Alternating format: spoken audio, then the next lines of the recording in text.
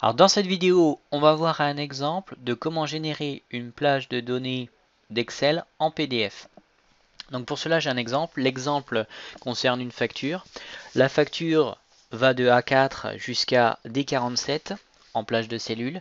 En aperçu à pression, on a ceci, avec un rendu qui ressemble à une vraie facture. Vous avez ici la partie émetteur, la partie récepteur au niveau de la facturation, la date, le numéro de facture qui sert de pivot. Et ici, en fait, vous avez le détail de produit avec des grosses formules avec index et ENA. Et ensuite, on a les prix unitaires, quantité, montant, le montant total et le type de règlement. On aurait pu rajouter d'autres informations, mais dans le cadre de l'exemple, voilà ce que j'ai. Donc ce que je vais faire ensuite, c'est générer un PDF. Pour générer un PDF, j'ai un code source. Ce code source se trouve dans le VBA et je l'ai ici, avec une fonction qui se trouve, qui est ici, la fonction create PDF, qui est la partie ici.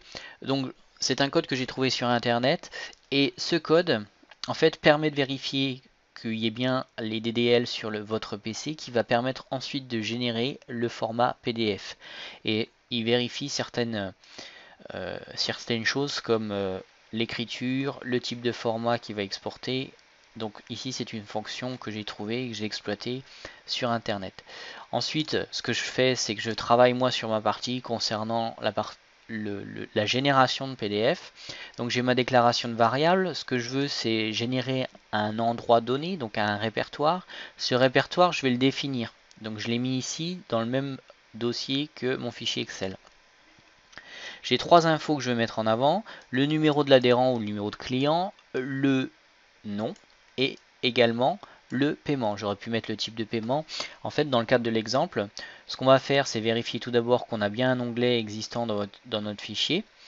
Et à partir de là, ce qu'on va faire, c'est qu'on va générer un nom. On va générer un fichier et ce fichier, la source va être la plage de A4 à D47. Donc si je retourne dans mon fichier Excel, c'est cette plage de facturation.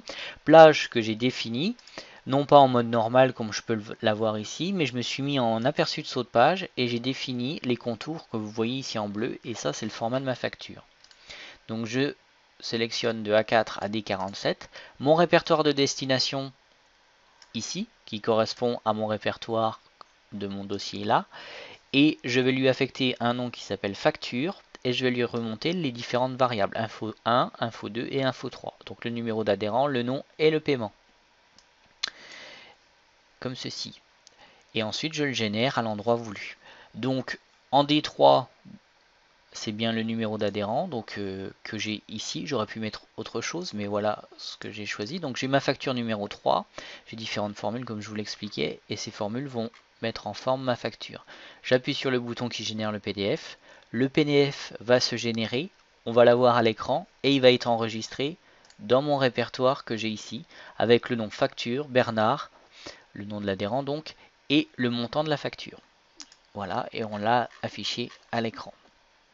Voilà comment générer une plage de données en Excel VBA en PDF. Je vous remercie pour votre attention et je vous dis à très bientôt.